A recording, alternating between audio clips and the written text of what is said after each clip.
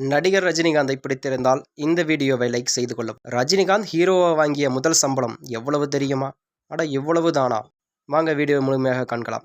1977ஆம் ஆண்டு அபூர்வ ராகங்களில் அறிமுகமான பிறகு 3 முடிச்சு, கவிக்குயில், ரகுபதி ராகவ ராஜாராம், புவனா ஒரு கேள்விக்குறி, 16 வயது நிலை, ஆடுபுலியாட், சைமன், 1000 ஜென்மங்கள், மாங்குடி மைனர் என 1978 வரை இரண்டாவது நாயகனாகவும் வில்லனாகவும் நடித்து வந்தவர்தான் நடிகர் ரஜினிகாந்த்.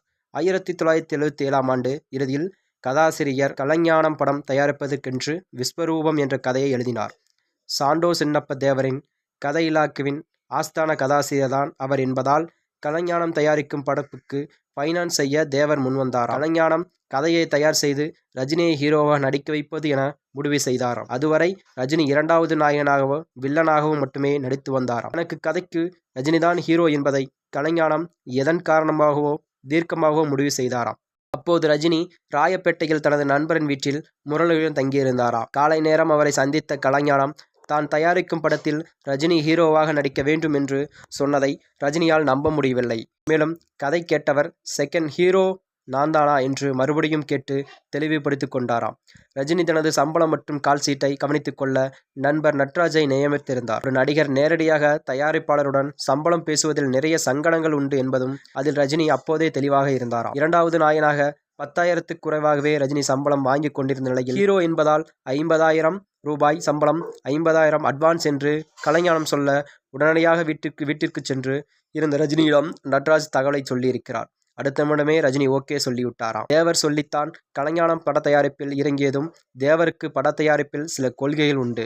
புதுமுகங்களை அவர் ஹீரோவாக்குவதில் ரஜினி அதுவரை ஹீரோவாகவே நடித்திராததால் அவரை வில்லனாக்க சொல்ல கலைஞானம் மறுக்க 10 பைசா தரமாட்டேன் என்று கலைஞானத்தை தேவர் மனைவியின் தாலியில் சிறு பகுதியை விற்றுத்தான் ரஜினிக்கு 50,000 அட்வான்ஸ் கொடுத்த கலைஞானம் தனது விஸ்வரூபம் கதையை விநியோகஸ்தர்கள் உடந்தை, மணாளன், காதர் மற்றும் ஒருவரிடம் சொல்லி அவர்கள் தந்த பணத்தில் படத்தை தொடங்கினாராம். மேலும் இந்த காதர் வேறு யாருமில்லை, நடிகர் ராஜ்கிரண் தான். பட விநியோகத்தால் இருந்த காதர் தான் பிற்காலத்தில் ராஜ்கிரண் என பெயரை மாற்றி தயாரிப்பு, நடிப்பு என கலக்கினாராம். விஸ்வரூபம் கதையை கேட்ட உடந்தை மணாளன் அண்ணன் தங்கை சென்டிமெண்ட் கதை, இதுக்கு தங்கையோட பெயர் பைரவியை வைத்தால் நன்றாக இருக்கும் என்று சொல்லியிருந்தாராம். அதன்படியே பைரவி என்று பெயர் வைக்கப்பட்டது.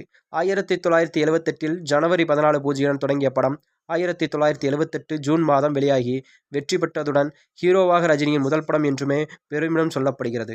இன்று ரஜினியின் சம்பளம் 100 கோடி 150 கோடி என்று சொல்கிறார்கள்.